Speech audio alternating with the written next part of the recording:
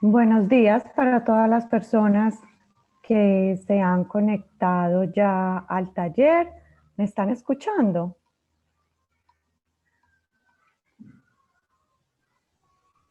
Sí, señora. Ok. Bueno, mi nombre es Clara Vélez. Les doy la bienvenida a nombre del equipo eh, de cibersalud y de Fisios. Hoy vamos a estar en compañía de Martín.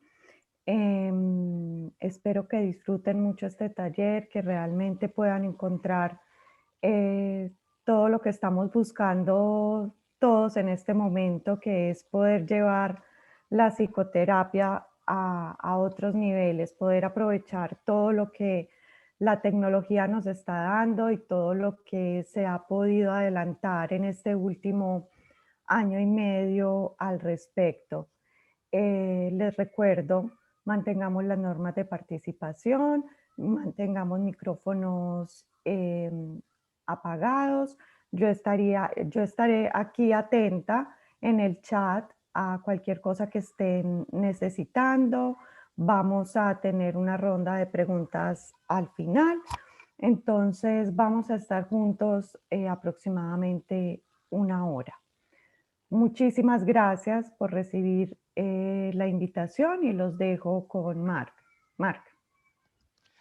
Perfecto. Buenas tardes, buenos días para otros, ¿no? Según el horario. Saludos desde España. Mi nombre es Marc, soy psicólogo en Sayus. Para los que no lo conozcáis, Sayus es la plataforma que se dedica a la terapia con realidad virtual. Seguramente ya habéis oído hablar bastante de ello, pero hoy vamos a hacer un poco más de hincapié. Entonces, la idea de este webinar es, en primer lugar, un pequeño apartado introductorio para los que menos estén familiarizados con esta técnica. Posteriormente, nada, un breve inciso sobre un caso clínico y luego os haré una pequeña demostración de cómo funciona la plataforma, a grandes rasgos, ¿eh? Porque en una hora no tenemos tiempo para todo, pero sí que intentaremos tocar por lo menos los puntos fundamentales. Si me permitís, voy a compartir pantalla. Perfecto. Estáis viendo la presentación, ¿verdad? Espero. Perfecto.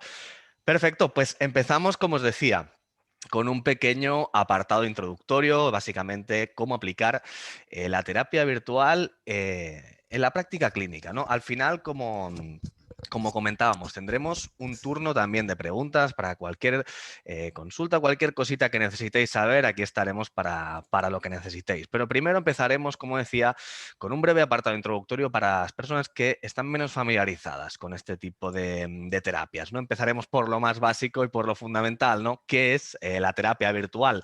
Básicamente son entornos que pueden ser generados bueno, todos son generados por ordenador, pero algunos pueden ser entornos que les llamamos 3D, es decir, entornos con gráficos de ordenador, para así entendernos, y otros podrían ser entornos que les llamamos 360, es decir, entornos ya que la visión es real. Después en la demostración veremos un poco las diferencias entre ambos, pero sobre todo la posibilidad de todo esto es que son entornos que nos dan la posibilidad de interactuar con el paciente, de trasladarnos a contextos que sería imposible o muy costoso en otras ocasiones para los pacientes, y nos abre de nuevo pues un mundo de posibilidades gracias a la tecnología, ¿no? Otro de los factores clave puede ser la estimulación multisensorial, porque no solo trabajamos con estímulos visuales, sino que también trabajamos con estímulos auditivos y en otras ocasiones también con estímulos táctiles, ¿no? Que esto habría que ver cómo se hace, pero también es algo que fomenta mucho la manera de trabajar con terapia virtual, ¿no? ¿Para qué nos sirve la terapia virtual? Pues como veis en pantalla, esto lo que estamos buscando y lo que creo que hemos conseguido es básicamente poder generar las mismas emociones, los mismos pensamientos y las mismas reacciones que tendríamos en la exposición en vivo, que es uno de los puntos claves y es algo por lo que ya podemos prácticamente en muchos campos sustituir la terapia virtual por la terapia en vivo.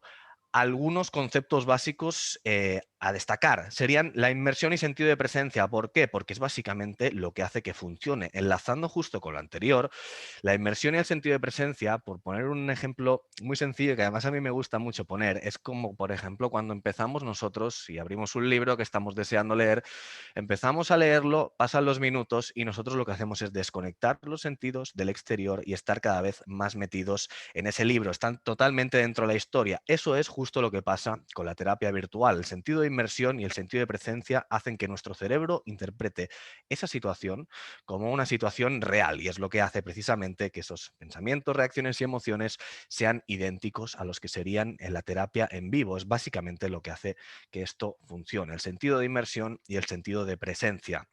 Respecto a qué terapias podríamos aplicar, muchas de ellas seguramente por vuestra cabeza están pasando las fobias, ¿no? Que es lo más evidente, pero no es lo único. Es decir, aquí, por ejemplo, en pantalla podemos ver que podemos trabajar con técnicas de exposición, de sensibilización sistemática, terapias de relajación, mindfulness, incluso también con MDR, pero hay algunas más que de hecho aprovecharemos, si queréis, para comentarlo al final. Tengo que ir quizá un poco rápido porque hay creo que bastantes conceptos que explicar, ¿no?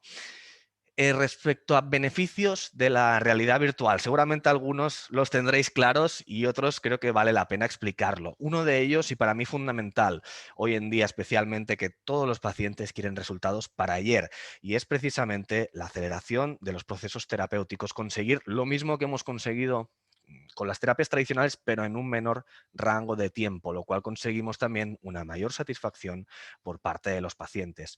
Algo fundamental, muy importante, es el control total de la situación. Y esto hay un ejemplo muy sencillo que creo que es bastante ilustrativo, que puede ser, por ejemplo, imaginémonos que tenemos un paciente, por ejemplo, con amaxofobia, con miedo a conducir, y decidimos hacer pues, la terapia tradicional, que tenemos por un lado imaginación, por otro lado en vivo, ¿no? Que son un poco los dos extremos y no hay nada en medio. Imaginémonos que tomamos pues, la decisión de tener una terapia en vivo y nos vamos con el paciente subidos en el coche. A partir de ese momento no tenemos ningún control de qué va a pasar. Si se pone a llover, si se nos cruza un coche, si sucede cualquier evento, somos psicólogos, pero no somos adivinos, ¿no? Con lo cual pueden suceder muchos imprevistos que al final terminen porque la terapia no se pueda llevar a cabo, porque pues, sucedan eventos que hagan que el paciente quizá no quiera continuar, que sería lícito, ¿no? Porque al final, oye, intentamos tener precisamente situaciones que sean asequibles para los pacientes, ¿no? Y entonces la terapia virtual lo que nos permite es que pase solo lo que nosotros queremos que pase. Solo lloverá si nosotros queremos, solo pasaremos cerca de un coche si nosotros queremos y esto es fundamental, que va un poco ligado justo con la personalización de situaciones, que esto lo que queremos decir es que nuestros entornos virtuales no es un vídeo, digamos, que empieza y va transcurriendo. Es decir, nosotros elegiremos en cada momento cuándo introducir ciertas variables. Por ejemplo, siguiendo con el ejemplo de amaxofobia, cuándo vamos a atravesar un puente, cuándo vamos a cambiar el trazado de la carretera de recto a curvo, cuándo vamos a presenciar un coche accidentado. Todo eso lo vamos a personalizar y a introducir cuando queramos y cuando pensemos que es terapéuticamente relevante y asumible para el paciente. Algo también importante, el sobreaprendizaje, el poder repetir las situaciones que nosotros llamamos las variables críticas tantas veces como queramos. Un ejemplo sencillo, el despegue en el entorno de miedo a volar. Es decir, podemos repetir tantas veces como sea necesaria la situación de despegue, la situación de aterrizaje, la situación de generar turbulencias, que de hecho me adelanto un poco, pero es justo lo que veremos hoy, un caso de miedo a volar para que veáis un poco más la maleabilidad de todo esto, ¿no? Y, bueno, la accesibilidad a situaciones difíciles y costosas, que aquí sí que no hay mucho que comentar.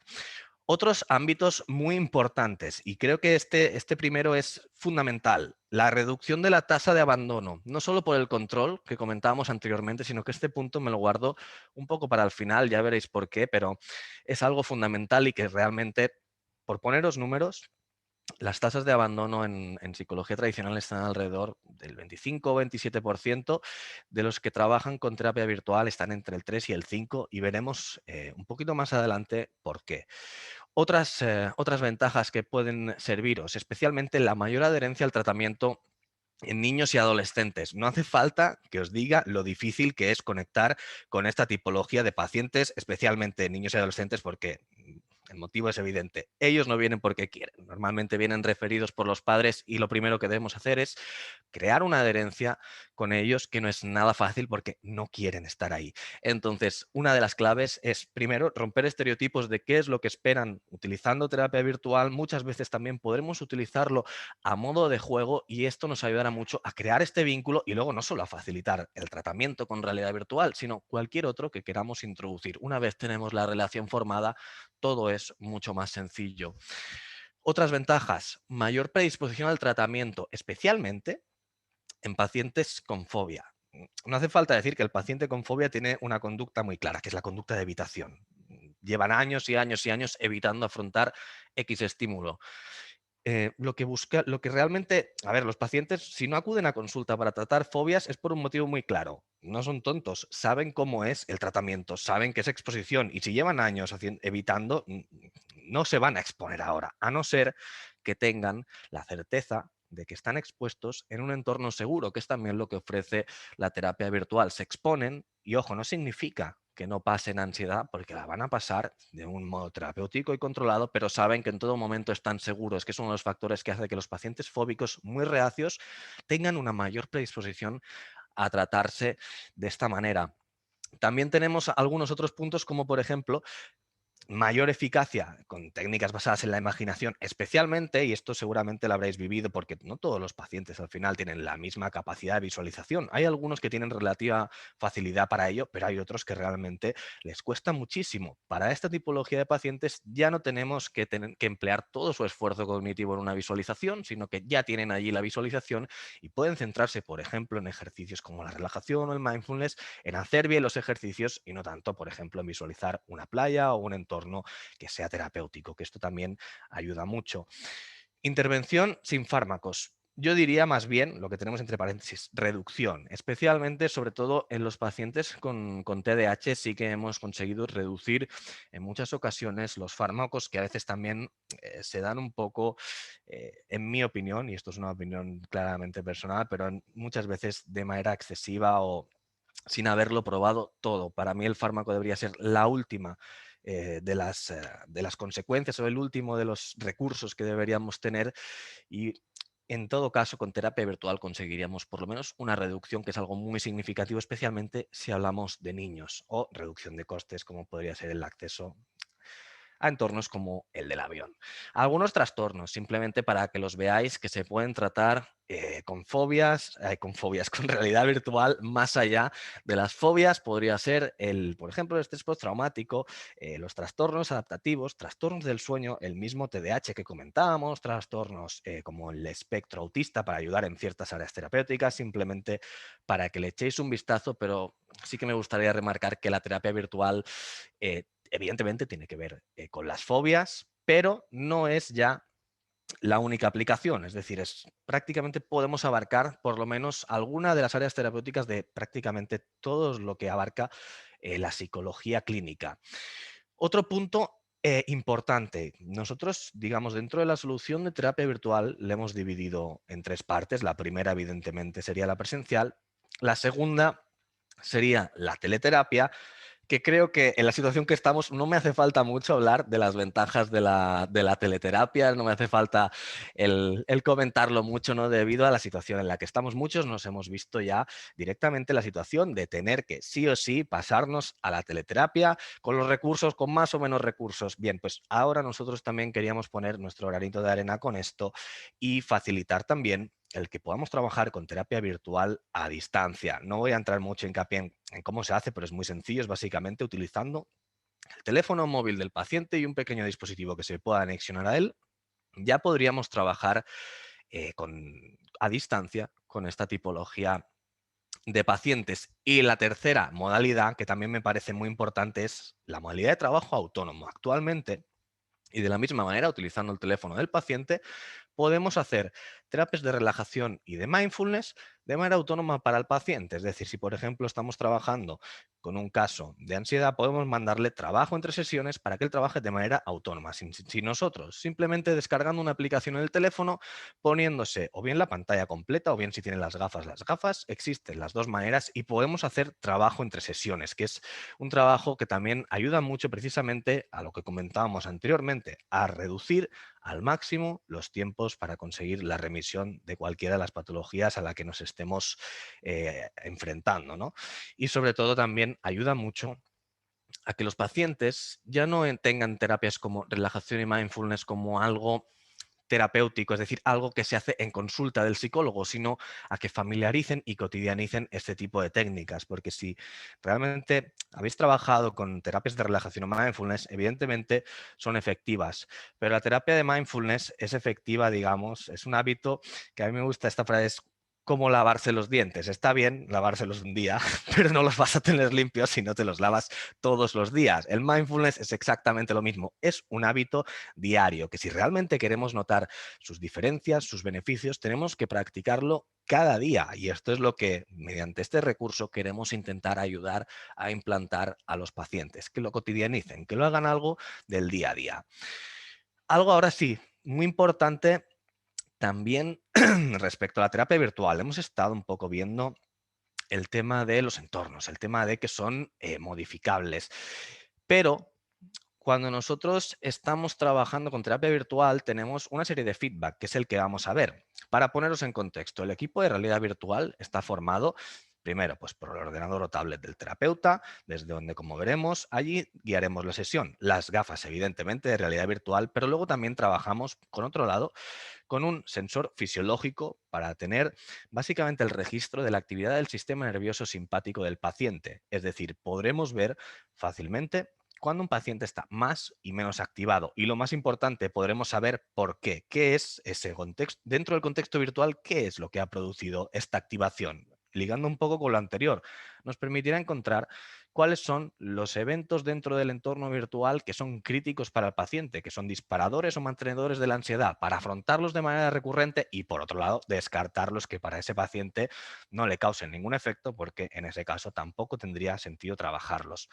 Eso sí, antes de entrar en el sensor, porque me he adelantado, también trabajamos, por supuesto, con las unidades clásicas, las unidades subjetivas de ansiedad. Fácil, del 1 al 10, ¿qué ansiedad sientes? En ese caso hemos añadido un botón en la plataforma que simplemente clicando al paciente le aparecen en las gafas unos numeritos del 1 al 10 que él simplemente tiene que mirar el número que corresponde a la ansiedad y esto queda almacenado en un informe final. Básicamente, por ejemplo, aquí lo que veis son estas columnas que son con el numerito de la unidad subjetiva de ansiedad. Esto es lo que nos refiere el paciente. Y luego tenemos lo que es directamente el sensor fisiológico, que sería esta línea que veis aquí, azul discontinua. Lo ideal es justo lo que estáis viendo en pantalla, tener un informe que combine ambas mediciones. Normalmente, evidentemente, son congruentes, pero, por ejemplo, sí que nos permite detectar cuando la ansiedad tiene un componente más cognitivo, que sería, pues, por ejemplo, un nivel de ansiedad subjetivo disparado y un nivel, por ejemplo, por aquí del sensor. Es decir, podemos captar las incongruencias de cuando la ansiedad es realmente fisiológica o cuando es cognitiva o cuando directamente es ambas, que suele ser lo habitual, ¿no? Pero nos permite también guiar esta modificación de las conductas. Por ejemplo, si lo que estáis viendo aquí en pantalla es un entorno en el cual estábamos trabajando el miedo a las alturas. Como veis aquí, en esta parte de aquí, el paciente estaba en un piso muy elevado. Es un ascensor de cristal donde se ve desde abajo toda la altura, ¿no? El paciente tiene sensación de altura. Fijaos el sensor que está muy elevado. Fijaos las unidades subjetivas, que aquí tenemos un 9. ¿Y qué pasa? ¿Por qué aquí empiezan a bajar? Porque evidentemente cuando llegamos a niveles muy elevados, lo que hicimos en este caso fue pasar del entorno de exposición directamente a un entorno de relajación. Y poco a poco conseguimos estabilizar al paciente hasta, como veis, la ansiedad que nos refiere un 1, es decir, nada. Aquí conseguimos bajar la ansiedad del paciente, por ejemplo, con técnicas del control de activación. más mediciones, y esta es especialmente importante, bien en fobias, bien en TDAH, bien si estamos trabajando la atención. No es una medición fisiológica como la que hemos visto ahora, sino que es una medición, en este caso, conductual.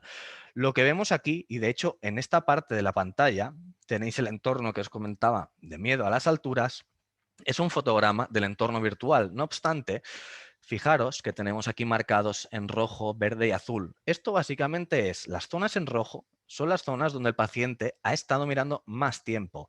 Verdes y azules donde menos. ¿Qué podemos ver concretamente aquí?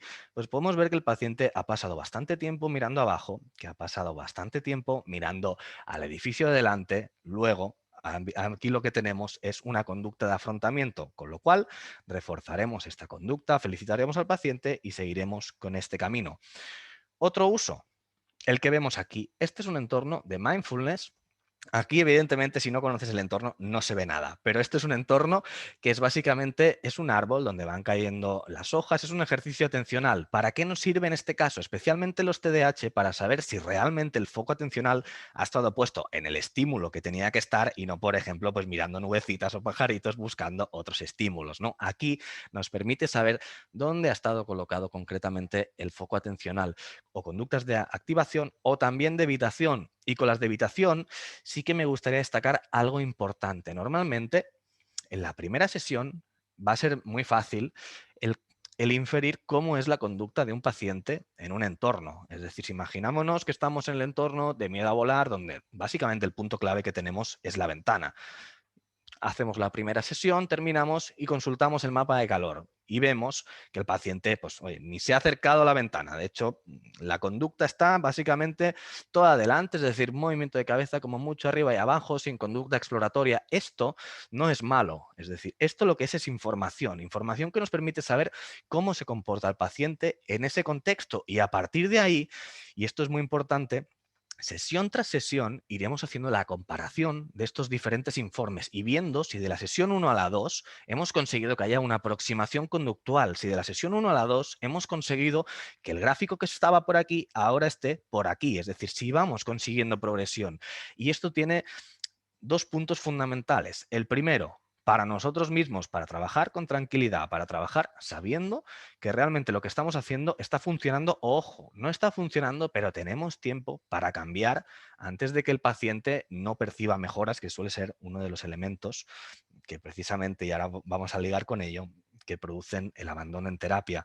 Y lo más importante, si nosotros avanzamos sesión tras sesión, es muy importante que nosotros mostremos la progresión del paciente. ¿Por qué? Esto no hace falta que lo diga, pero me gusta remarcarlo. Cuando tenemos un paciente, nosotros tenemos la facilidad, ya cuando llevamos un tiempo con él, de ver que realmente cuáles son los pasos que hemos dado hoy. Ostras, hoy hemos mejorado y demás. Cuando vosotros preguntáis al paciente qué tal la mejora, ¿qué suelen decir? Ah, bueno, sí, quizá, no sé. Son muy escépticos con realmente si han avanzado o no.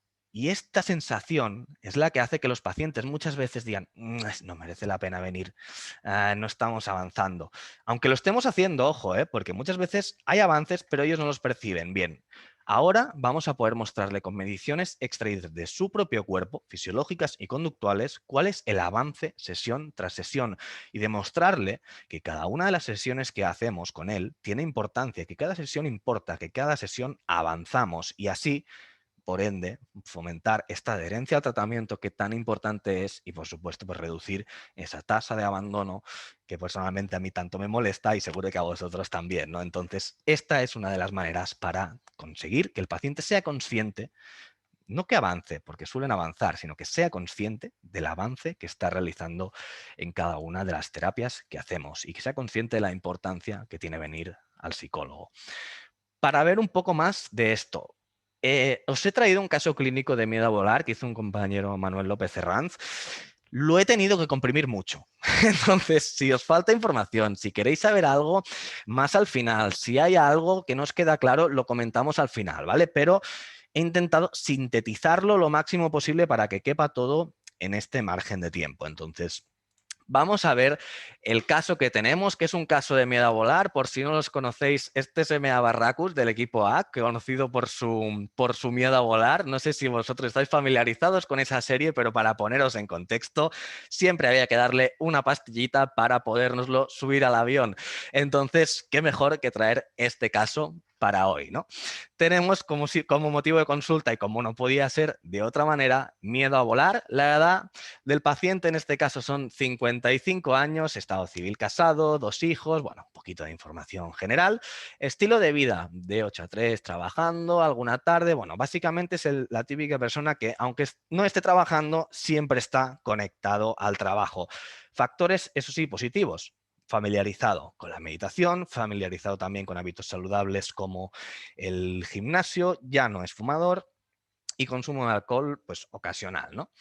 Vamos a ver, si os parece, en primer lugar, los antecedentes del paciente. ¿Qué pasó para llegar hasta aquí? Recordemos, llega a la consulta con 55 años, motivo de consulta, miedo a volar.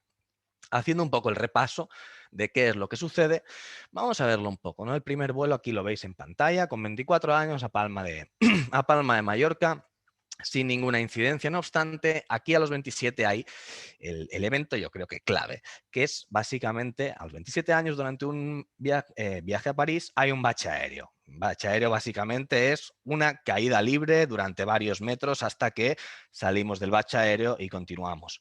En este caso, y por lo que refería al paciente, fue un bache aéreo bastante pronunciado, es decir, que lo pasó mal durante bastante tiempo y se le quedó marcado. De todas maneras, el viaje, una vez esto, se produce sin incidencias. Y vamos a ver un poco lo que sucede después, ¿no? Porque a la misma edad tiene otro viaje, en este caso a República Dominicana, de vacaciones, quien quisiera, ¿no? Y tenemos aquí, por ejemplo, en la ida ya estaba preocupado, ¿no? Por estos recuerdos que le iban marcando del viaje, además era muy reciente, fijaos que es en la misma edad. El primer punto, la primera habitación de todas. Dentro de ese viaje había pues una serie de eventos que eran viajes en avioneta por el país, ¿no? Ya los evita. Esto ya no lo hace. Y en la vuelta, de nuevo, una preocupación, de nuevo, ¿qué va a pasar? Uy, esto no va a ir bien. Bueno, todo bien y llega. 29 años. Aquí veis, 3 viajes. De nuevo, cada vez que coge un avión, más preocupación, recuerdos persistentes del bache aéreo, va a volver a pasar y demás. 33 años, finalmente, se niega a viajar. Aquí ya no tiene ganas de más ansiedad, de más preocupación, ya se niega a viajar. Fue un psiquiatra que le mandó medicación, no se la tomó y su decisión fue: no voy a volar más. A partir de aquí, como veis, ya el problema se fue gestando hasta los 33 años, que ya tomó la decisión de no volar más. No obstante, hay más cosas. Es decir, si vemos aquí, tenemos algunos otros factores, como por ejemplo, él refería que su madre siempre había sido muy precavida, especialmente con el tema de las alturas. Y si veis aquí en medio, a los 30 años, hay un incidente en los lagos de Covadonga. Es básicamente, para que os hagáis una idea, es una montaña muy grande donde para acceder en coche más bien es estrechito, ¿no? Y de hecho, cuando estás en el coche y miras por la ventana, ya tienes esa sensación de que estás arriba. Bueno, no hay vallas, no hay nada, es decir, bueno, cero seguridad.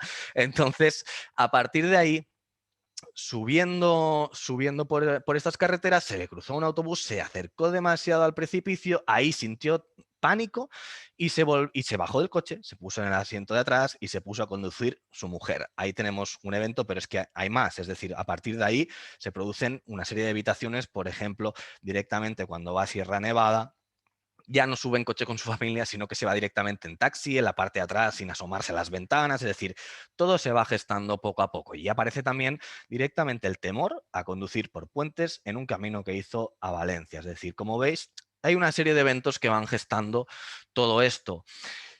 Además, otras cosas, y en este caso aquí también hay un evento clave, que es que el paciente tuvo un TEP porque contempló un suicidio de una persona, de una defenestración básicamente, que realmente le marcó, derivó en un trastorno ansioso, depresivo. El psiquiatra además le recetó Prozac, pero él no se lo quiere tomar directamente porque realmente la inhibición de la respuesta sexual de algunos de estos antidepresivos, pues al final decidió no hacerlo, pero sí que hizo tratamiento psicológico, que esto es la ventaja de cuando viene a tratarse a consulta, que es que ya estaba relacionado con técnicas de relajación y mindfulness. De hecho, él sí las practicaba como un hábito, no diariamente, pero sí que tomaba, por ejemplo, un par de días a la semana para hacerlo, y esto facilitó mucho el conectar al paciente con este tipo de terapias, ¿no?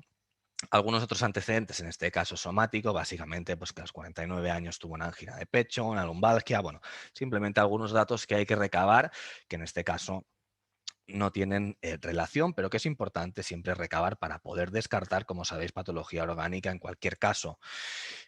Sintomatología del paciente cuando se encuentra en esta situación. Lo típico, es decir, hicimos los tres focos, ¿no? Fisiológico, cognitivo y motor. Respecto al primero, pues sudoración, boca seca, malestar en la tripa, sensación de vacío. Cognitivamente sobre todo es el miedo a que le dé un ataque al corazón por esas taquicardias que le producían, el miedo también después de haber sentido esa situación del bache aéreo de que volviese a pasar. Siempre esas cosas las tenía en la cabeza, y la respuesta motora en este caso, que es, como sabéis, solo hay tres opciones. En este caso tenemos evitación, no interactuar, pero también se suma el tema de la hipervigilia, al estar alerta constantemente, que en su caso sobre todo y en el caso de los aviones estaba muy pendiente de cualquier sonido que se pudiese producir en el avión, y además estaba todo el rato mirando las caras de las azafatas a ver si infería si había algún problema, cualquier cosa, ¿no? Entonces, todo esto lo que hacía era ir alimentando este problema de miedo a volar, ¿no? Vamos a ver ahora los pasos que siguió en este caso Manuel para conseguir, en este caso, la remisión, que lo consiguió, de la patología. Así que fijaos por eso que realmente el problema se produce a los 33 años y no viene hasta los 55, ¿no? Lo que decíamos de los pacientes con fobia, que hasta si no hay más remedio no vengo, y os preguntáis por qué vino, es porque, como siempre pasa en los casos de miedo a volar, tengo que coger un vuelo en 2 meses. Básicamente era por eso, no le quedaba otra, tenía que coger un vuelo, y esto es muy habitual. Si trabajáis el miedo a volar, es muy, muy habitual que os vengan con un contador hacia atrás diciendo ya. Entonces, aquí es muy importante también el trabajar de manera concentrada y combinar las tres maneras si es posible, es decir, trabajo, teleterapia y trabajo autónomo. En este caso veremos cómo lo hizo, pero fijaos, durante el proceso de evaluación, lo primero, ¿no? Pues una entrevista para la identificación de todos los sistemas de respuesta, cuando días antes, durante la salida de casa, en la sala de espera, en el avión y, por supuesto, despegue y aterrizaje. Se le pasó un autoinforme de miedo a volar que no hizo más que confirmar lo que ya sabíamos, pero punto a favor, el paciente está muy motivado para volver a volar porque es un paciente muy familiar que echa mucho de menos pues, los viajes que hacía en familia, con lo cual está muy, muy motivado, y es uno de los factores clave para que esto funcione, para seguir con el tratamiento. ¿Cómo empezamos todos los tratamientos o cómo deberíamos empezar todos los tratamientos? Siempre con psicoeducación, es decir, siempre explicando el trastorno, cómo lo vamos a tratar. Fijaos aquí, por ejemplo, Manuel lo que hizo fue exponer primero los conceptos de condicionamientos, de cómo se genera una fobia, qué vamos a hacer, qué es la desensibilización, qué es la generalización, todo lo que vamos a hacer explicado paso a paso, porque lo primero es la comprensión de lo que vamos a hacer para poder implicarnos en ello. Se le explica, por supuesto, cómo funciona la ansiedad, mediante explicaciones del terapeuta y también mediante utilizando algunos vídeos que tenemos dentro de la plataforma, que son, básicamente de psicoeducación, explicando de forma lo más sencillo posible y comprensible para todos, pues por ejemplo, cómo funciona la ansiedad y cuáles son los sistemas de respuesta ante estímulos desencadenantes, ¿no? A partir de aquí, lo que vamos a hacer es explicar, después de la psicoeducación, vamos con el procedimiento. ¿Qué hicimos en este caso? Lo primero y lo más fácil, porque ya estaba familiarizado, pero no deja de ser importante: entrenamiento en habilidades del control de la activación, relajación y mindfulness. ¿Qué hacer cuando la ansiedad me está subiendo? Necesito una herramienta y se la damos para que él la aprenda. Segundo, muy importante, entrenamiento en autoinstrucciones. Ya conocéis esta técnica de racionalizar en cualquier momento, de pensar cuál es el siguiente paso que tengo que dar, intentar siempre racionalizar, es decir, esto que está pasando es normal, tengo que seguir, cuál es el siguiente paso que tengo que dar. Esto es algo que también fue fundamental en el tratamiento. Entrenamiento, por supuesto, en terapia virtual progresivo, y muy importante, las tareas para casa, relajación y mindfulness, en este caso diario, y hacíamos 2 sesiones, en este caso, para intentar conseguir mayor efecto de tareas para casa. La planificación, fijaros, 8 sesiones de 1 hora y media, es decir, sin contar evidentemente el trabajo en casa. Estas son las sesiones con el terapeuta. Fijaos cómo se estructuró. Básicamente la primera, conducta, problema y antecedentes, que son los que hemos visto. La segunda, recoger los cuestionarios y estudiar la motivación para afrontar el tratamiento. La tercera, psicoeducación y relajación. La cuarta, explicar las autoinstrucciones y cómo las vamos a aplicar. A partir de ahí, el resto de sesiones fueron, como veis, con terapia virtual. La primera, con terapia virtual, siempre debe ser igualmente una mini sesión de qué es la terapia virtual, poner un entorno que no tenga nada que ver con el miedo a volar, simplemente para que se familiarice con qué es la terapia virtual y cómo funciona. Practicar en este caso también relajación mediante terapia virtual y a partir de ahí, como veis, todas estas sesiones fueron en el avión con estas variables que podemos ir configurando. Es decir, por ejemplo, en casa preparado para salir con sol, luego con lluvia, luego camino al aeropuerto con sol y lluvia, porque el factor meteorológico realmente afecta mucho a esta tipología de pacientes, la entrada al aeropuerto y evidentemente en el avión, despegue, vuelo, aterrizaje, etcétera, tantas veces como hiciese falta. Y sobre todo aquí entraron en juego esto que veis aquí, que son 2 variables que tenemos dentro de lo que son los entornos virtuales. La variable interoceptivo,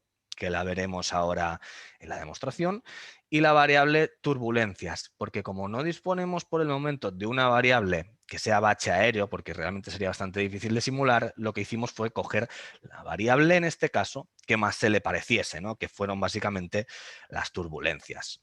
Vamos ahora y ligando un poco con el caso, bueno, finalizando, y para que lo sepáis simplemente, que creo que ya se me ha escapado antes, realmente al final sí que el paciente consiguió su objetivo terapéutico, sí que el paciente coge vuelos, actualmente se siguen haciendo sesiones de seguimiento, pero no hay noticias hasta el momento de recaídas por parte de este paciente. Vamos a ver ahora, si os parece, cuáles fueron los entornos que utilizamos en este caso. Y luego, si queréis, vemos, si nos da tiempo, que no lo sé, alguno más. Entonces, dejadme un segundo. Entramos en la plataforma, como veis. Es muy sencillo, es entrar a sayus.pro con un usuario y contraseña. Accedemos. Voy a vincular un dispositivo y aprovechamos para ver pues, estos entornos que utilizó Manuel para este caso en concreto, ¿no? Vamos a vincular un dispositivo. Perfecto.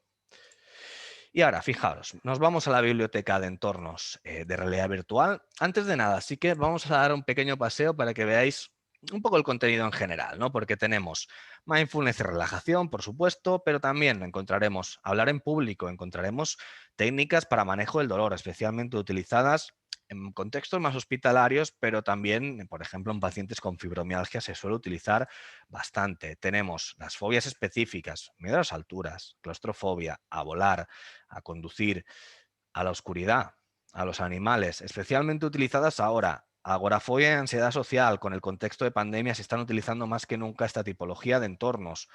Miedo a los exámenes, procedimientos médicos, también muy utilizados sobre todo porque el miedo a las agujas con el tema de la vacunación también está muy en auge. Trabajar ansiedad generalizada, programas para el desarrollo neurológico. Tenemos entornos para trabajar, en este caso, no es un entorno de tratamiento, sino que es un entorno de evaluación para el bullying, tratamiento para depresión, para el TOC de la contaminación, estrés y trauma, que incluye también, si conocéis la técnica para poder trabajar con MDR, trastornos somáticos, trastornos alimenticios, trastornos del sueño, prevención de recaídas, en este caso adicciones al alcohol, cannabis y tabaco, y finalmente rendimiento deportivo. Es decir, como veis, hay fobias, pero también hay más elementos. Vamos ahora, si os parece, a echar un vistazo al miedo a volar, porque si nosotros entramos al miedo a volar, como veis, está dividido, pues como debe estar, por fases, y aquí abajo están los entornos que os comentaba de psicoeducación, definición de las emociones, cómo las sentimos, cómo comienzan, etcétera. Básicamente, una explicación breve, son vídeos de desde 2 a 3 minutos, que nos explican de manera lo más sencilla cuál es el trastorno. ¿Cuál sería la manera de trabajar en este caso? ¿O cómo lo hizo Manuel? Trabajando por fases. Por ejemplo, en casa, traslada al aeropuerto, puerta de embarque, avión. Por ejemplo, vamos a entrar al del avión para que veáis un poco cómo se trabaja, básicamente, ¿no? Lo primero, estamos viendo aquí la pantalla de trabajo desde donde nosotros dirigiremos la sesión. Lo ideal es que tengáis la ficha de paciente creada previamente para así poder tener todos los informes en orden y, como hemos visto, ir viendo la progresión. Indicar en este pequeño cuadradito, por ejemplo, pues sesión 1. Sí, preferible escribirlo bien. Aquí está, sesión 1 y una pequeña descripción por cualquier cosita que queráis relevante. Vamos a acceder. ¿Qué es lo primero que vamos a ver? Aquí tendríamos, en este caso no está conectado, pero tendríamos conectado el sensor de respuesta electrodérmica, un pequeño apartado para comentarios. Y ahora, para poder trabajar, ¿qué vamos a hacer? Un segundo que tengo que apartar la barrita esta, porque si no, no puedo tocar nada. Vale. Vamos a ir, como veis, al apartado de configuración, porque claro, aquí podemos trabajar por jerarquía. ¿Qué cosas podemos configurar? Estar solos o no en el avión, vamos a coger compañía en este caso. Comentarios, ojo con esta variable, comentarios son comentarios negativos por parte de los pacientes, por parte de los demás tripulantes que están en el avión. Los vamos a dejar para que les echéis un ojo. ¿Y qué más? ¿Dónde estamos sentados? Yo suelo poner en medio porque vemos el ala y es algo que también ayuda mucho. La posición, evidentemente, hay que ir regulándolo, ¿no? Pero esta vez vamos a ir directamente a la ventana. Vamos a ir viajando de noche y vamos a ir pues con tormenta porque sí, somos valientes y vamos a ir viajando con tormenta. Una vez tenemos esto configurado, nada, le damos al play, esto ya se configura el entorno con las variables que nosotros hemos configurado y ya estamos, como veis, directamente en el avión. Voy a mover el visor para que veáis que efectivamente está lloviendo, hay una tormenta, que efectivamente el avión está lleno, que es de noche. Y a partir de aquí podemos ir haciendo diferentes cositas. Vamos a subir el volumen. Por ejemplo, vamos a despegar. Me voy a acercar esto aquí para que vosotros podáis oír el sonido. Espero. Tripulación, prepárense para el despegue. Wow. Evidentemente lo que estáis viendo aquí no es en 3D, pero bueno, os podéis hacer una idea de lo que estaría viendo el paciente con las gafas. Esto que oís de fondo son los comentarios que hemos activado. Fijaos, vamos a proceder al despegue.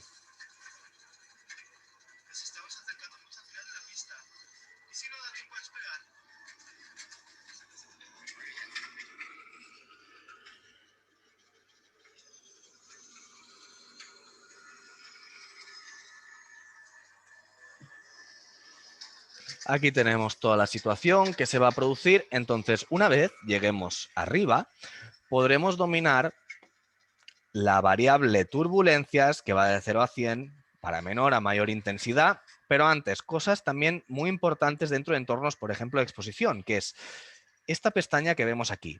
La pestaña Relax, si yo la activo, a ver si lo podéis oír. Básicamente lo que sucede es que desaparecen todos esos comentarios, todo el sonido de fondo y se inicia una respiración diafragmática. ¿Por qué?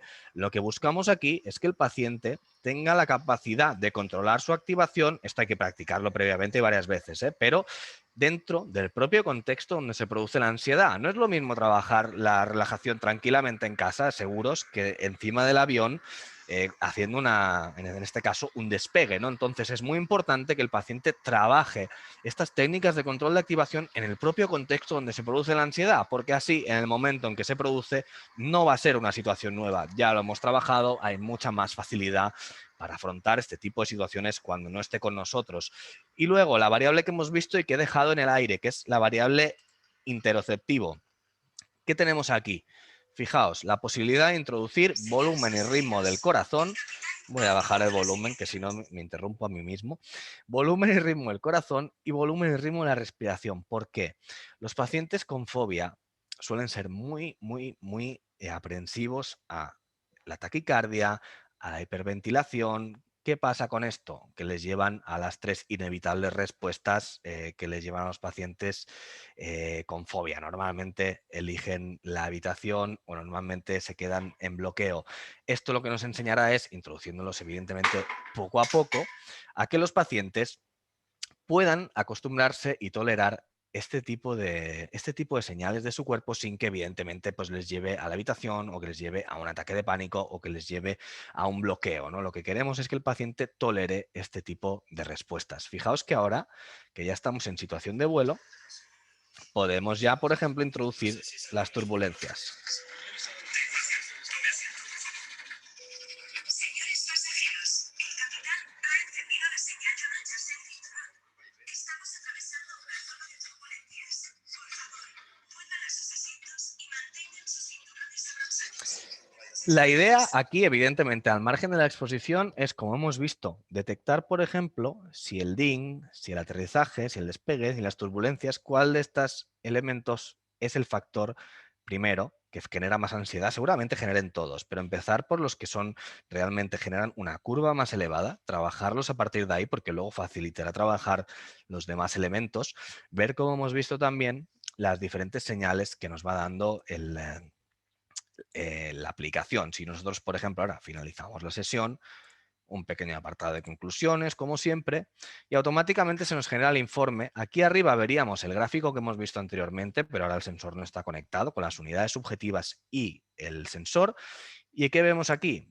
Todo lo que hemos ido haciendo y aquí, por ejemplo, un registro de donde he estado mirando más tiempo, ¿no? Entonces, aquí tenemos un poco la manera en la que trabajar con terapia virtual, en este caso con una terapia de exposición, y ahora lo ideal sería el, por ejemplo, terminar esta sesión y irnos, perdonar, que tengo un montón de cositas abiertas, irnos a una sesión, por ejemplo, de mindfulness, como un escaneo corporal, como un ejercicio atencional. El ideal en este caso aquí sería un ejercicio más que de mindfulness, que esto es error mío, sería un ejercicio de relajación, como por ejemplo una respiración diafragmática o una relajación muscular progresiva, ¿no? Aquí lo que nos interesa más son elementos físicos y no tan cognitivos, ¿no? Con lo cual, por ejemplo, accedemos a esta sesión de aquí. De hecho, voy a poneros el vídeo para que lo podáis ver a pantalla completa de qué se ve en este caso en este tipo de ejercicios. Es un avatar virtual y una meditación guiada que nos va diciendo paso a paso qué es lo que tenemos que hacer. Son imágenes, en este caso, grabadas directamente de las gafas, pero que os hagáis una idea del paisaje que nos encontramos. Hay una meditación que nos va guiando poco a poco, aproximadamente unos 15 minutos, y es lo ideal para enlazar posteriormente con este tipo de terapias en las cuales pasamos ansiedad, y tampoco está de más que los pacientes se marchen de la sesión con un estímulo agradable, ¿no? Entonces también está bien que no nos asocien solo a sufrimiento o a pasarlo mal, sino que también se vayan con buenas sensaciones de consulta, ¿no? Entonces, dicho esto, finalizaríamos aquí esta brevísima demostración. Ahora, si queréis, bueno, preguntas, consultas, lo que queráis. De hecho, voy a dejar de compartir ahora, mucho mejor.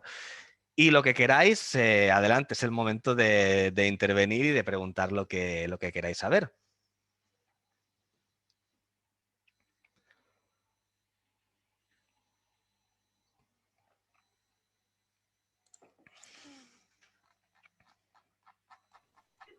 Buen día, sí, yo tengo una duda. Ujú. En el caso de trabajar esto con algún paciente, ¿se vinculan ambos dispositivos, el del terapeuta y el del paciente? Ujú. Bueno, depende de cómo queramos trabajar. Bueno, sí, siempre diría, porque tenemos la opción de trabajar, por ejemplo, presencial. Lo que hacemos es conectar nuestro ordenador al Wi-Fi, las gafas de realidad virtual también al Wi-Fi, y lo que sucede es que al paciente le aparece un código en pantalla que nos dice a nosotros, lo introducimos como hemos visto aquí en el ordenador. A partir de aquí, todo lo que yo vaya lanzando en el entorno, como hemos visto, se irá reproduciendo en las gafas. Y esto es aplicable tanto a terapia presencial como a teleterapia. No sería a trabajo autónomo porque ahí directamente ya no nos necesitan, pero sí, sería necesario el vincularnos con el dispositivo del paciente. Veo por aquí, por el chat también, Hay una son pregunta. en... Sí, vale, espera un segundito que la leo. ¿Son en 3D? ¿El paciente precisa de los lentes? Sí, es lo ideal. Por ejemplo, en trabajo autónomo sí que podemos trabajar sin ellos, porque podemos trabajar, por ejemplo, con la pantalla de móvil, pero si lo que queremos es realmente una experiencia que sea en términos de resultados equivalente a una exposición en vivo, sí que es impepinable el que tengan las gafas, en este caso, de realidad virtual. Por parte de lo que hablamos de teleterapia, sería un modelo que utilizaríamos, de hecho es el que yo estaba utilizando aquí, porque básicamente me es más cómodo para llevarlo todo, es utilizar el teléfono móvil. El teléfono móvil nos parte la pantalla, no sé si lo podéis apreciar, pero nos parte aquí la pantalla, y en este caso es introducir un dispositivo, ya sea de cartón, ya sea de plástico, de lo que sea, para ponernos el dispositivo en esta dirección y tener igualmente una experiencia virtual. Podéis encontrar dispositivos como este desde $6 hasta lo que queráis, ¿eh? Porque aquí, vamos, será por pagar y será, será por precios, ¿no? Pero desde $6 hay dispositivos que ya son compatibles con cualquier teléfono y que dan la experiencia virtual que necesitamos para teleterapia.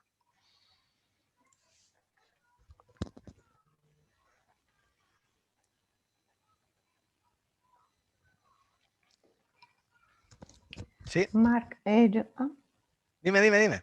ok. Em, ¿Qué tan difícil y costoso, obviamente, es crear nuevos entornos? Por ejemplo, yo trabajo en el área de salud mental perinatal, que Ujú, pues ahí vi algunos que se adecúan, ¿sí? ujú. Ansiedad, el estrés postraumático, pero crear entornos específicos, ¿qué tan complejo y qué tan costoso puede ser? Sí, complejo, es bastante Complejo no, complejo. costoso sí. Complejo es muy complejo, realmente, para que os hagáis una idea, nuestro departamento de desarrollo, desde que hay una idea hasta que se ejecuta, pues a lo mejor puede pasar fácilmente para que todo funcione bien, pues a lo mejor pasa un año, yo sí pongo un año para no mojarme mucho, un año para tener un entorno que realmente funcione y sobre todo un entorno que previamente tenemos que probar, es decir, no podemos lanzarlo así a lo loco, sino que tenemos que probar que realmente tenga efectos terapéuticos, ¿no? Entonces, desde que se inicia hasta el final, yo diría que más o menos un año. No obstante, hay dos maneras que nosotros tenemos de realizar entornos. La primera que sería a nivel privado, por decirlo así, de que alguien nos pide un entorno muy específico que realmente pues no es algo que encaje en la plataforma, que entonces lo hacemos, digamos, ad hoc para ellos, o como nos desarrollamos nosotros, que es a través de básicamente de un apartado que tenemos en la plataforma en el cual nos solicitan nuestros propios clientes cuáles son los entornos que necesitarían. Si empiezan a pedir varias personas el mismo entorno, nosotros directamente nos ponemos al desarrollo de ese tipo de entornos y es básicamente como vamos trabajando a través del feedback de nuestros pacientes. Pero sí, ponerle más o menos un año de duración. Y en cuanto a coste, si lo solicita mucha gente, no habría coste, evidentemente, porque es algo que creemos que es necesario incorporar. Si fuese un entorno privado, ahí sí que no tengo ni idea de cuánto puede costar, porque depende también de la complejidad, de si es un entorno 360, de si es un entorno virtual, si quieres más o menos variable, es decir, es muy variable esto. Ujú. Ok, muchísimas gracias. Un placer. A ver, veía por aquí, por el chat, si hay soportes para sostenerlo. Quería preguntarte también cómo se accede a esta web y si es posible adquirir parcialmente el acceso, ya que trabajaría solo algunas secciones como relajación y mindfulness. Sí, realmente, bueno, aprovecho y os dejo también mi email aquí en el chat, un segundito que os lo escribo. Vale, aquí os dejo mi email y respondiendo a tu pregunta, sí que hay diferentes secciones con las que trabajamos. De hecho, tenemos 3 planes distintos que van un poco precisamente esto, desde un primer plan que abarca relajación, mindfulness y también hablar en público, un segundo plan donde ya incorporamos, en este caso, las fobias específicas y un último en el cual ya se trabaja con los trastornos que hemos visto más específicos, como puede ser el trastorno de conducta alimentaria, como puede ser el TOC, como pueden ser en este caso también las adicciones o el MDR. Es decir, vamos un poco de menos a más aplicaciones, pero sí, tienes siempre para elegir qué es exactamente lo que necesitas. Sí, más que nada, perdona, porque si no se hace largo escribir todo eso. ¿Qué tal, Marc?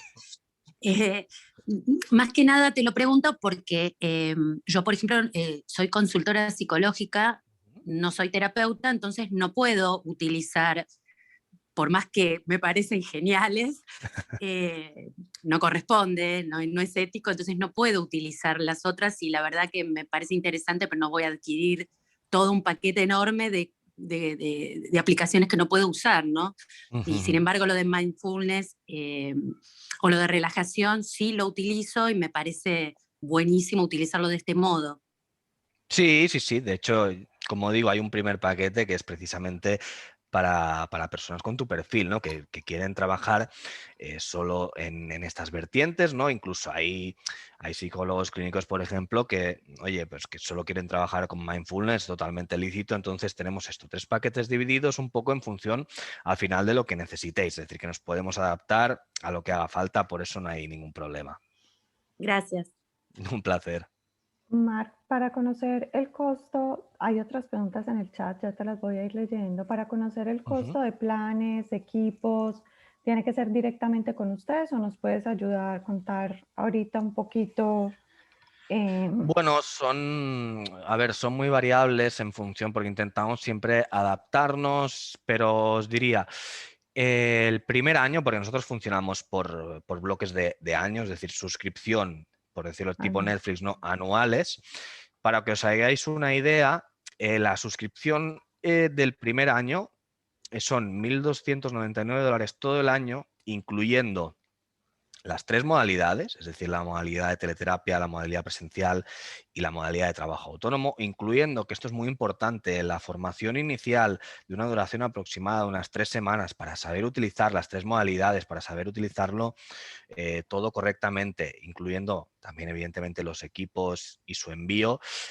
Y bueno, y también como complemento, para los que les interese el tema de por ejemplo, pues promocionar la consulta, también podréis encontrar dentro de la plataforma algunos elementos para colgar, por ejemplo, vídeos, imágenes, etcétera, en vuestras redes sociales, en vuestra web y demás, porque también la realidad virtual, al margen de todo lo terapéutico, también es algo que a nivel de marketing, pues bueno, tiene bastante tirón actualmente y puede ayudar pues a atraer nuevos pacientes, especialmente los fóbicos, que es lo que están un poco buscando para tratar ese problema que no quieren afrontar, ¿no? Entonces, a partir de aquí, para que os hagáis una idea, serían esto, 1.299 el primer año, incluyendo en este caso todo por eso, ¿eh? Luego sí que podríamos hacer, en este caso, pues no sé, el plan de mindfulness e intentar ajustarlo y demás. Hablo en este caso del plan completo. Ok, ¿los equipos aparte o los equipos vienen dentro de estos 1.300, 1.200? Incluidos. Ok, y si yo al siguiente año ya no pago la inscripción, ¿los equipos deben ser regresados No, a no, no, Topclick? no, porque nuestra idea sobre todo es que si, por ejemplo, pasa un año y en ese momento, pues no sé, no tienes pacientes o pasa lo que sea, a nosotros somos los primeros interesados en que sigas teniendo el equipo, que te acuerdes de nosotros y que en algún momento dado, pues tengas ganas de volver, ¿no? Entonces, no, el equipo Claro que pasaría a sí. ser vuestro y a partir de ahí, de hecho, cuando ya el equipo es vuestro, la suscripción en este caso ya no es anual, sino que pasa a ser mensual. Ok. Y para todo el programa completo, ese mes, ya el mes posterior al primer año, ¿tienes la información de costos? Os podría decir en este caso que sería una tarifa mensual de unos $109 al mes. Ok, perfecto. Muchísimas gracias, Marc. Por aquí Nada, un nos placer. están preguntando si esta tecnología funciona en el ámbito deportivo y si pudieras ampliar un poquito sobre eso. Ujú. Sí, respecto al ámbito deportivo, porque hay mucha confusión respecto a qué ofrecemos en el ámbito deportivo. No ofrecemos, por ejemplo, entornos porque me lo han pedido mucho, lanzando un penalti, en un saque en el tenis. Esos momentos de tensión.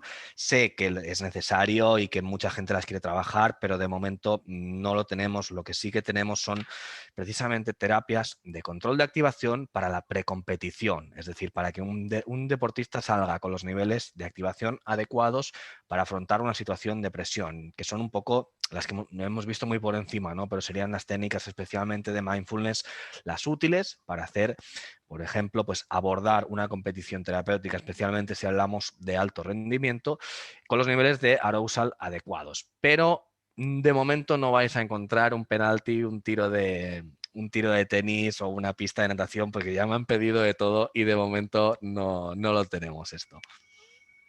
Ok. Laura también pregunta, tengo otra duda, ¿sobre qué tan puntual queda registrada la percepción subjetiva mediante los números? Es decir, si la persona observa varios números, ¿cómo queda registrado un número específico?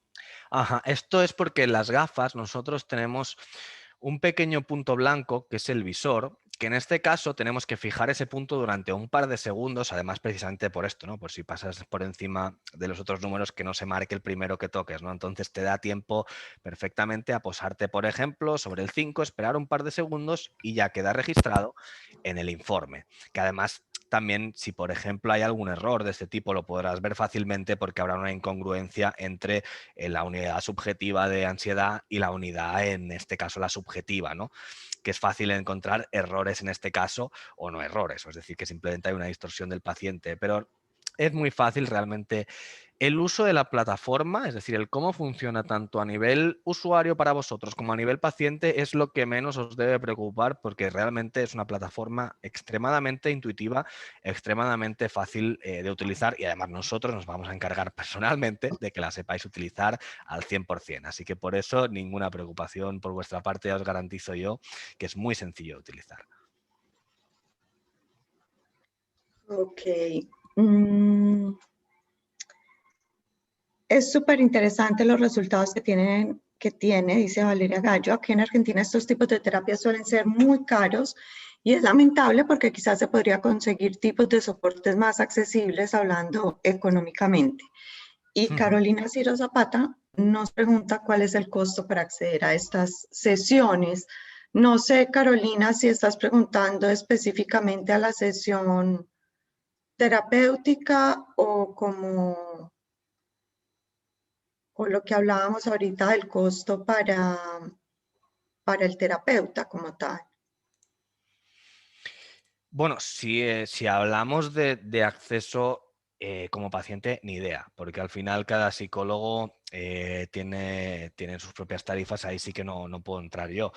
Respecto a lo que comentabas, por ejemplo, comentaban desde Argentina, que es cierto, ¿no? Porque sí que nosotros, por ejemplo, hay algunos países, precisamente Argentina, uno de ellos, ¿no? Donde hay muchos problemas, por ejemplo, a la hora de hacer envíos, y las aduanas, que si impuestos, que si no sé qué, o sea, realmente se les complica la vida y además para los clientes acaba siendo un sobrecoste que nadie tenía previsto y que además a nadie le apetece asumir, porque es que tú has comprado algo y te llega y, bueno, pues, sorpresa.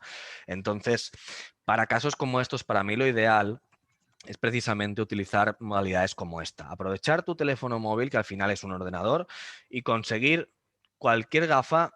A ver, si vas a utilizarla un poco a largo plazo, lo ideal no es que sea de cartón, pero cualquier gafa de plástico, que el coste, como digo, $12, tienes una y puedes trabajar de esta manera sin problemas de aduanas, sin historias extrañas que hay, bueno, desgraciadamente no, porque yo creo que debería ser el comercio libre para todos, pero bueno, esto ya aquí ya sí que no entro, entonces bueno, sí que hay alternativas como utilizar este tipo de dispositivos, que en este caso sí que podrías acceder, porque ya he estado hablando con algunos clientes que tenemos en Argentina que de hecho se dan de alta de esta manera, ¿no? Por ejemplo, el último con el que estuve las compró a través de una plataforma que se llama Mercado Libre, se hizo con esas gafas y a partir de ahí simplemente con nosotros se suscribió y ya puede trabajar de esa manera. No es fácil, pero se puede. Ok. Bueno, también nos vuelven y nos preguntan sobre la sesión terapéutica. De pronto, pudiéramos hablar de un porcentaje que se aumente típicamente entre una sesión terapéutica pues convencional a una bajo realidad virtual, o no tienes o son precios muy variables, Marc.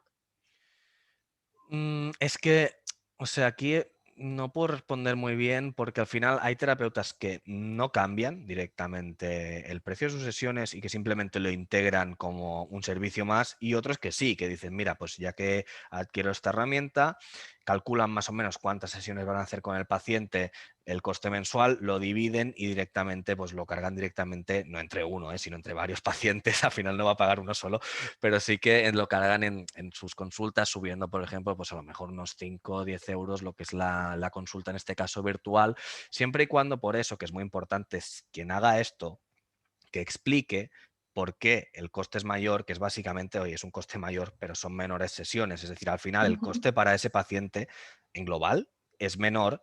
A nosotros nos permite, primero, tener más beneficio de las terapias y luego abarcar más pacientes, y luego, bueno, el tema del boca a boca, que también nos trae con facilidad pacientes de esta manera, ¿no? Pero es muy importante remarcar el por qué la sesión X es 50 y la sesión X es 55, ¿no? Entonces es importante que sepan por qué. Ok.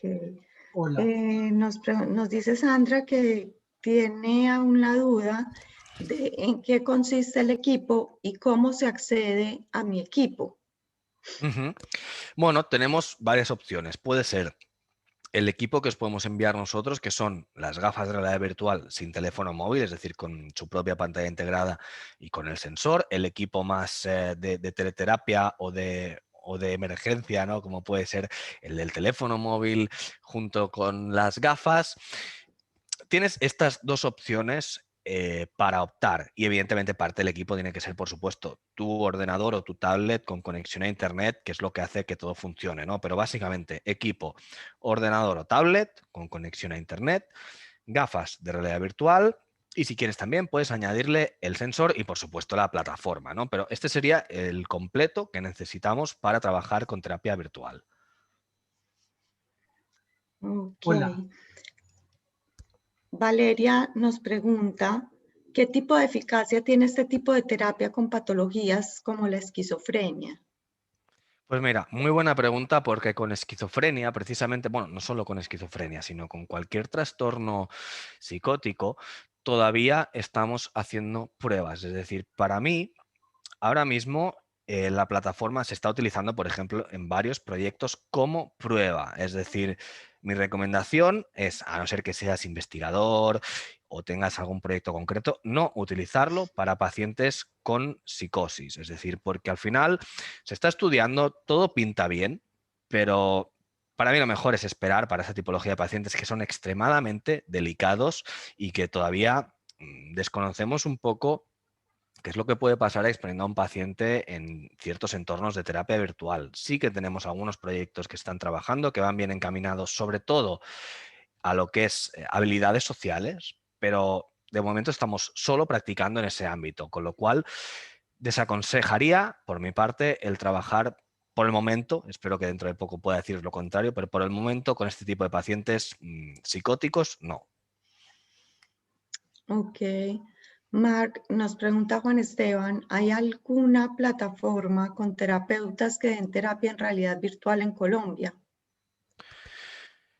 No, pero, bueno, no lo sé.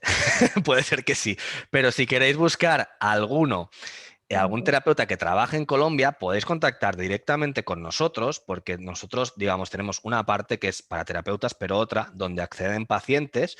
Nos dicen, mira, pues vivo en tal zona. Entonces nosotros lo que hacemos es conectarles directamente con el terapeuta que esté más cercano, con el mail que está apareciendo, no sé si os aparece a vosotros también, que es un email que es apoyo@sayus.com, en el cual os voy a escribir aquí también.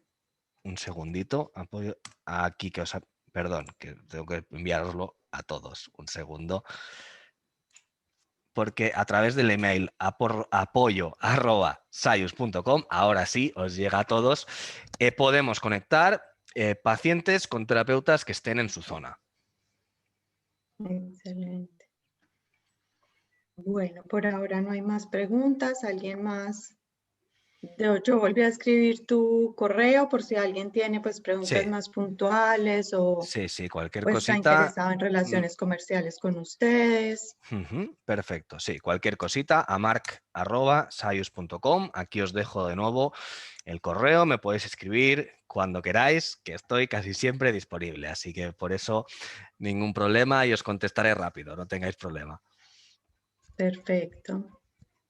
Eh, bueno, yo creo que ya sin más preguntas y con tu presentación que estuvo muy clara. Muchísimas gracias, Marc. Muchísimas gracias a todos por haberse conectado. Creo que esto nos amplió una visión importante como en lo que se viene para la terapia y ya es la psicología actual que creo que tenemos es que empezar casi que a formarnos en todas las opciones que tenemos.